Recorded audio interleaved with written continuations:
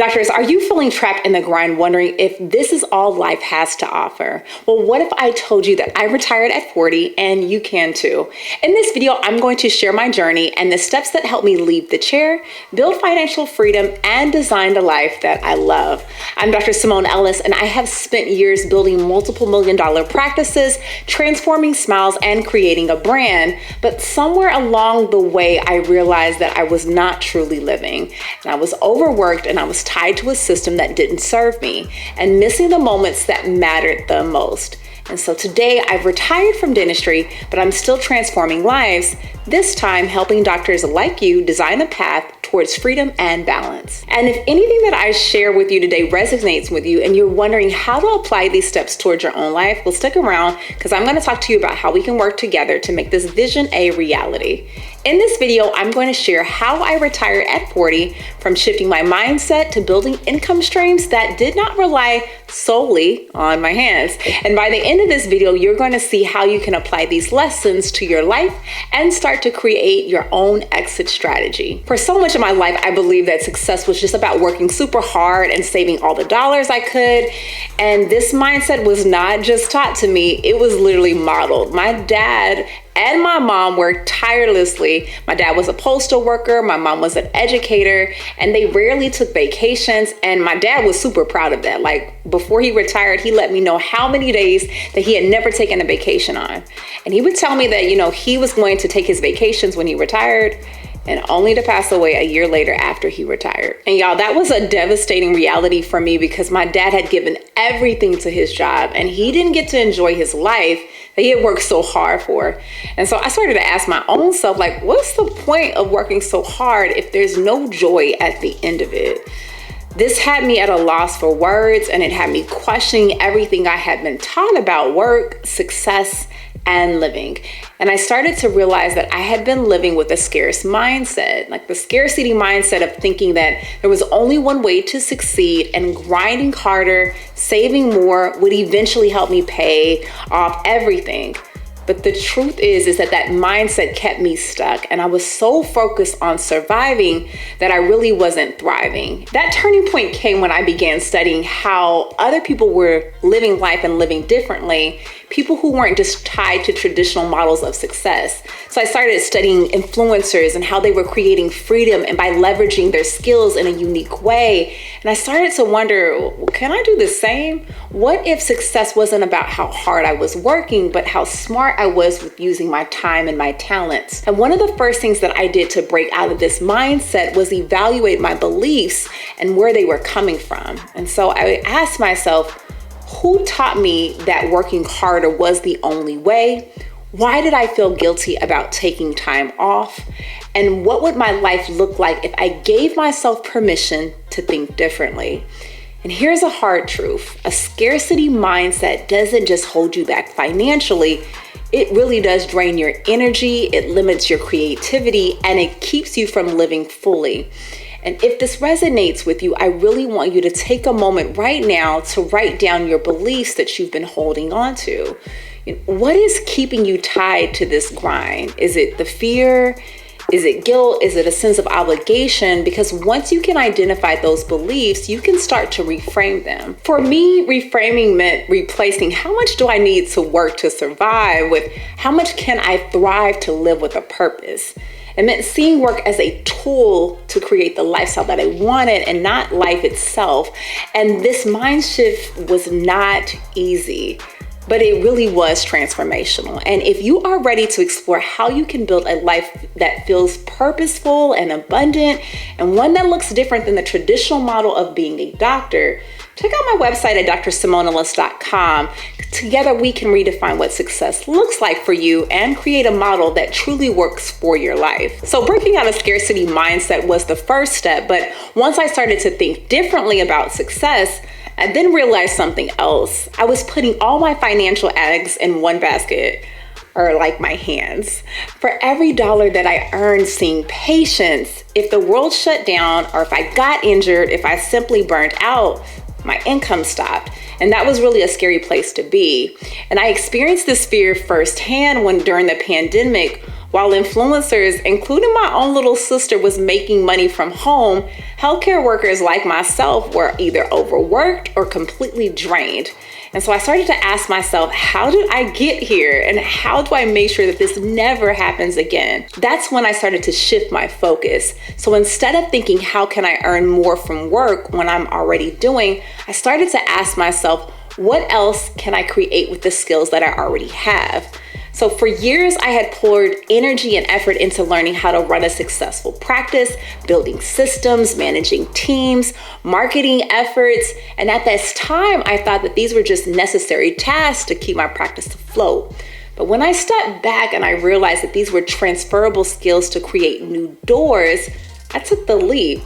I started to coach other doctors and started teaching classes and speaking at conferences.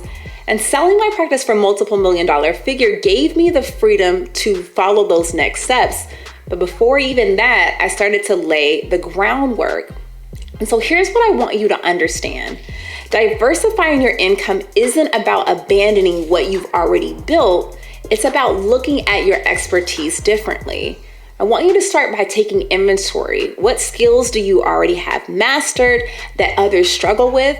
For me, it was systems and strategies and practice management. The next, I want you to find your audience. Who needs to know what you know? What is it? Maybe it's other doctors who want to streamline their practice, or even patients who want wellness coaching. And then you want to take action. You can start small by hosting workshops or webinars, or offering consulting services, and even creating digital resources. The key was just to begin, and the key for you can be just as simple as that. So when I started coaching, I wasn't just teaching others, I was creating freedom for myself, and I didn't have to be in the chair to make an impact or earn a living. That's the power of leveraging your skills. And if you're wondering how to diversify your income, I want you to ask yourself this: what do you already know that someone else is willing to pay for? And if you're unsure, check out my website, again, at drsimoneellis.com, because that's one of my goals, is to help doctors like you see how to turn your expertise into income streams that create security, freedom, and peace of mind. Breaking scarcity mindset was the first step, but diversifying your income is how you start putting that new mindset into action. One of the hardest parts in this journey was letting go of how I had already defined success. And for years, I thought that success meant running a busy practice, growing my brand, and being known for transformational smiles. But deep down, I was starting to feel like this disconnect. I wasn't feeling fulfilled, yet I couldn't imagine stepping away. And the truth is that I was struggling with imposter syndrome. And I thought that if I wasn't in the chair, am I still a dentist? Am I still valuable? And I doubted myself constantly. And I spent much of my career and my life's work to build that career. And the thought of walking away from it felt like I was really just throwing it away. And I still get asked that question, how could you just throw that all away? And there were so many nights that I was wrestling with this decision. I prayed, I asked for clarity and guidance because I just really didn't want to make a mistake. And then the day that I remember this, I was sitting in my chair, and the day I just decided to finally take that leap, I told myself that if this is the path that I'm supposed to be, God will show up and show me a sign. Y'all, that same day, I got 5 new coaching clients. 5. And to me, this was a confirmation that it wasn't about abandoning my purpose. I was just expanding it. And I realized that I had been limiting myself to thinking that I had to look a certain way and that still making an impact. But now I'm still doing that, but I'm just doing it on a different level. Helping doctors create lives felt freeing. It still feels freeing and balanced and abundant. So here's what I learned. Success isn't always about what you do, it's about who you are. It's really about aligning with your purpose and letting go of the belief that you have to do things the way that you've always done it. And if you're struggling with imposter syndrome, I want to remind you that there is so much more to you than that title and that job.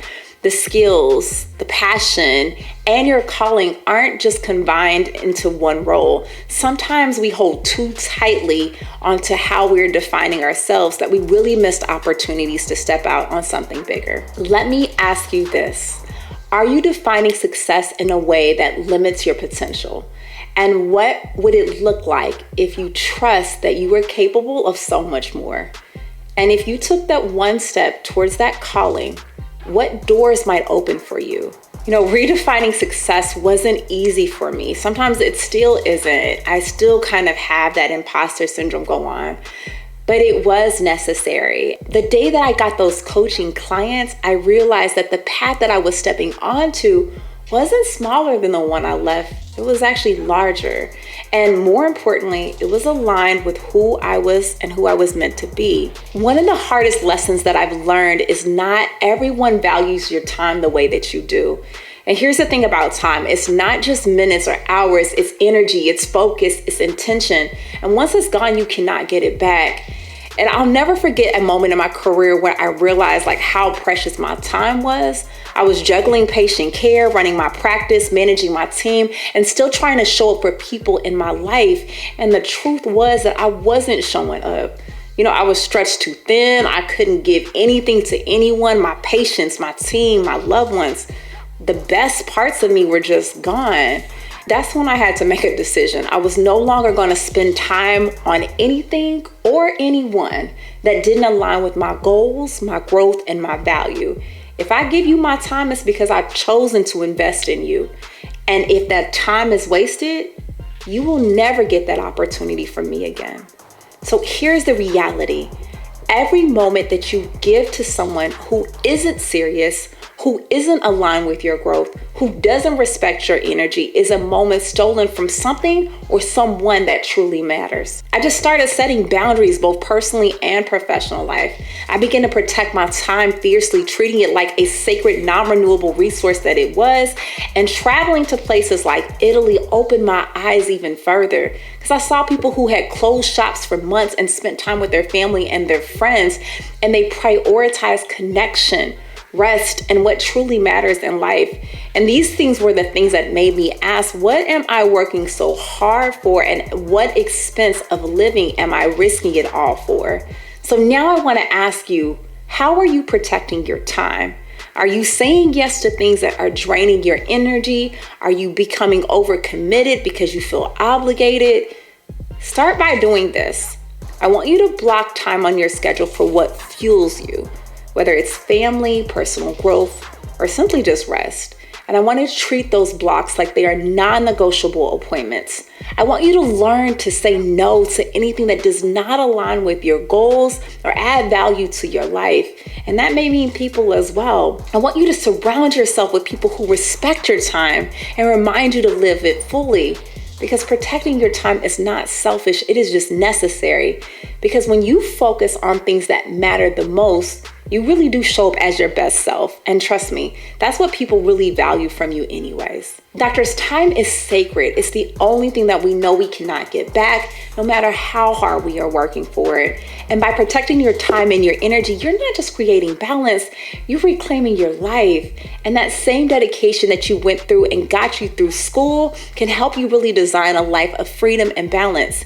You do not have to wait until 65 to retire. You can really start building a life you want right now. Doctors, do you enjoy videos like this? If so, don't stop here. I want you to check out my next video, Are You Stuck in the Burnout Trap? Where we're gonna dive deep into how realities of burnout and how to overcome them. Or watch how to plan your exit strategy before it's too late and start mapping out your path to freedom.